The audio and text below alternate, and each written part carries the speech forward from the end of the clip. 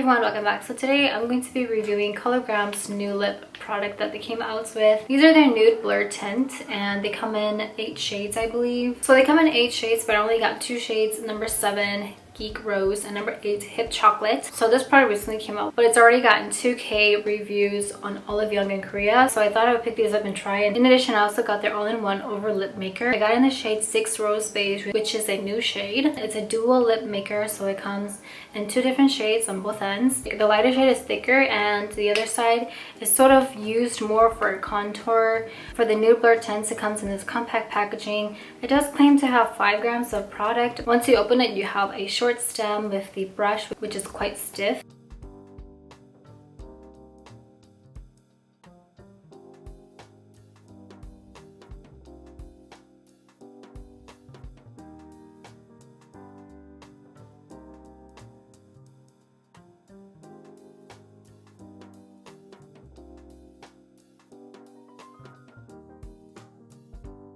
So starting first, we're going with the lip pencil. This is in the shade number 6 Rose Beige, which is a new shade that they came out with. So they have a shade on both ends. One I have on my lips is sort of this pale baby pink color. On the other side is a darker mauve pink color, so I'm going to apply that later, but you can sort of see it's sort of this base color. It's supposed to help create that over lip finish, and it's really good for blending, creating that gradient look. It's a twist packaging, which is really convenient. It gives pretty good defined lines for this shade color. It is a little bit too pale for my natural beige skin, so this works really well just for a base color. It doesn't feel drying in the lips, but it also doesn't feel moisturizing. It's sort of this has more of a crayon like matte finish, and I think in the winter time though it could be very drying, so definitely do prep your lips well beforehand. The finish is not bad. It has a very beautiful matte finish, semi-blurring, creates a very nice gradient around the lips. It does have a really good blurring function, but surprisingly, you'll see from the hand swatch, it doesn't blur as much. So I think this might have a really good stain. I'm gonna go ahead and apply the darker shade in the inner parts of my lips. Oh my gosh, it fell off. Applying on the lips, it doesn't really have a really smooth application. Applies on the lips quite rough.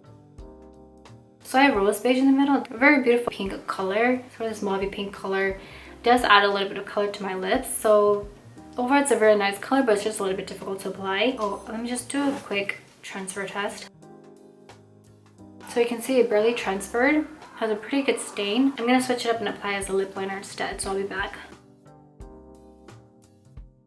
Okay, so I have it as a lip liner only. I do like how thin it is at first because it helps control the color and where you want it to go, but because it's so thin, it does crack easily. You can see sort of this rosy pink color, pretty good for my natural beige skin tone. I'm gonna go in with the other shade, and that is with this.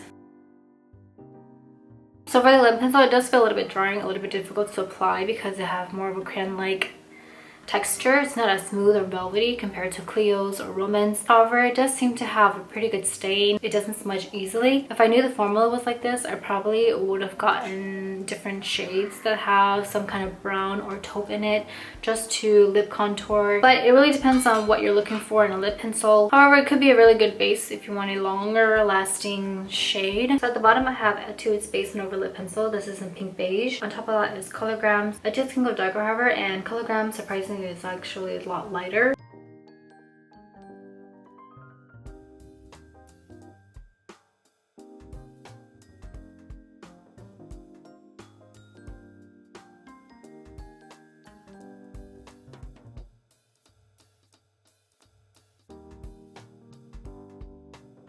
Alright, so starting off we have number 7 Geek Rose. This is described as being a toned down rose color. On the chart, it's a deep, cool shade. It does look semi-mute as well. Sort of have this cool pink color with a little bit of a purple undertone.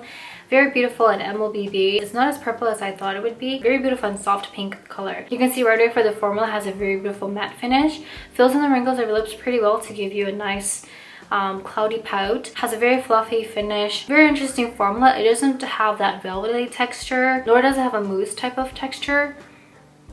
Overall, it is going to dry matte, and you can't really move the product around much once it's settled. For the lip gloss, they're a lot more creamy, very mousse-like. For this formula, it does feel a little bit lightweight. It's not velvety, but it's also not mousse-like. It does kind of look like that, but on the lips, it definitely does feel more like a fixer, so you can't really feel it on your lips. I would say semi-moisturizing. However, it's not drying on the lips. It's kind of looks similar to Roman's Blur Fudge Tint, how it does have like very thick formula to it, and you would have to blur it out. And it can be a little bit difficult to have an even application on your lips because of the product clumping.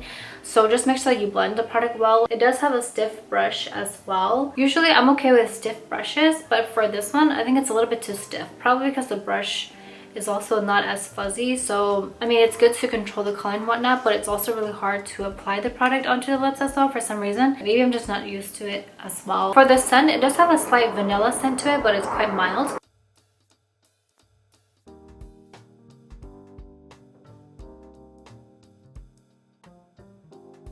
So for the full look, it did get a little bit more pigmented. It does look quite similar to the promotional pictures. You still have this mute pink color with a little bit of purple in it. A very soft pink purple shade. It does get more mute the more that you apply. Very beautiful finish. It does cover the wrinkles of your lips pretty well. And again, it does dry quite matte, so it's something tells me this is going to have a really good stain. It doesn't look chalky, I think, for lighter shades in light, but for this shade, it's a little bit more mute. No teeth transfer as well, which is really good. Let's go with the transfer test. So you can see it did transfer quite a bit. There does seem to be a little bit of a stain, sort of the gradients of it, but it's still quite pigmented. My lips do feel a little bit dry, so definitely do retouch. So here's the hand swatch with Geek Rose at the bottom and the Mauvish on top. Mauvish can go a few shades darker. It is slightly a little bit more vibrant also with more purple in it. For Geek Rose, I do like how it's a little bit more soft and it's not as vibrant.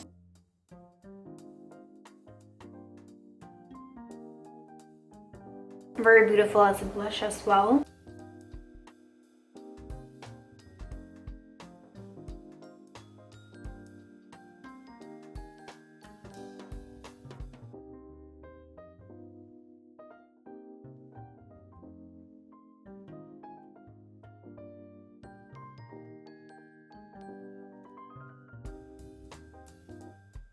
Alright, next up, this is 7 Hip Chocolate. It's described as being a brown red color with a little bit of a yellow undertone. This is a warm deep shade and sort of this latte brown. It does seem to have a little bit of a pink undertone, not much red in it. I'm usually not into yellow browns, but the yellow in this is quite subtle, so I think it looks really good. For this type of shade, it looks quite flattering. I got this color because it kind of reminded me of vanilla cream, so I'm going to swatch them side by side. It looks pretty good as a gradient look because it's mute, it's not too light for my natural beige skin tone.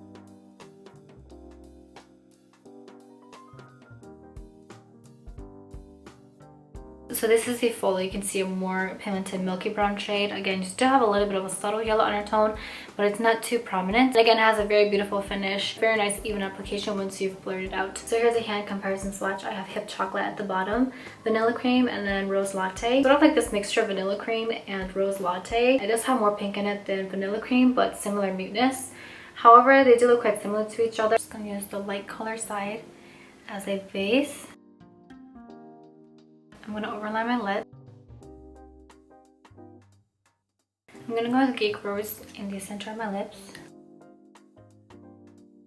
It looks nice, but Geek Rose is a little bit too light. So my final conclusion about these products, the shade actually looked quite similar to the promotional pictures. It does have more of a fixing-like type of formula on your lips where the product doesn't move around much. Overall, they do have a velvety-like texture, but it's going to be matte on your lips. It does have a pretty good stain. It fills in the wrinkles of your lips really well to give you a nice blurred finish. It is quite a small packaging, so I'm not really sure if there's 5 grams of product in this because it does look quite tiny. Not a big fan of the brush because it's really hard to get product out. For this formula, it does clump a lot, so it doesn't help with a short stem because it's really hard to reach the product. I'm probably just gonna have to remove this plastic thing. If it was a gloss, it'd be easier to reach the product. Other than that, I really like the shade colors from this. Overall, the finish and formula is really good. That's all for today's video. Thanks so much for watching, and I will see you in the next video.